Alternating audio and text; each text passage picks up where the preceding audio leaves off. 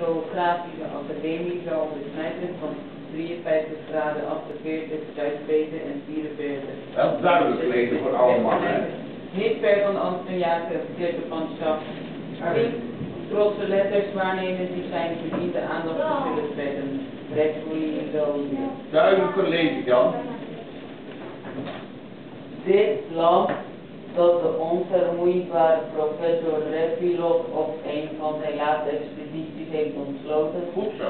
vormt een mijlpaal der wetenschap en een monument voor allen die onze professor immer als een uniek geleerde hebben beschouwd.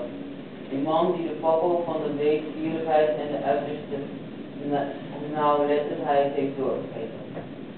Het onderhavige werk van de verbreiding waarvan het instituut Revilov geen buitengewone betekenis toekent, laat zich zonder twijfel kenschetsen als een openbaring.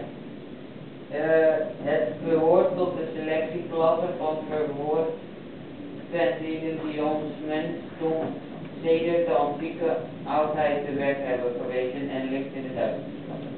Het instituut wil bevestigingen dat ondankbare nieuwe generaties bliksem en de inzicht van een dergelijk genie niet steeds opnieuw met onbevreesd tegemoet treden.